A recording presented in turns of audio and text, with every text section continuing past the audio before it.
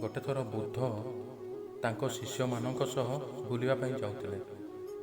ଜଣେ ବ୍ୟକ୍ତି ବୁଦ୍ଧଙ୍କୁ ଦେଖିଲା ଏବଂ ତାଙ୍କ ପାଖକୁ ଗଲା।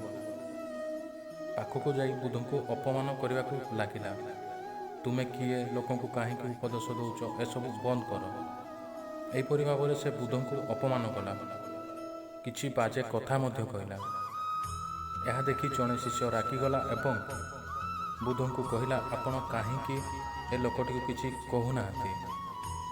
ଯେତେବେଳେ ଲୋକଟି ବୁଦ୍ଧଙ୍କୁ ଅପମାନ କରିବା ବନ୍ଦ କରିଦେଲା, ସେତେବେଳେ ବୁଦ୍ଧ ଶିଷ୍ୟଟିକୁ କହିଲେ, ଯଦି କେହି ବ୍ୟକ୍ତି ତୁମକୁ ଉପହାରଟେ ଦେବ, ତୁମେ ଉପହାରଟି ନେବ ନାହିଁ, ତେବେ ଉପହାରଟି କାହାର ହେବ?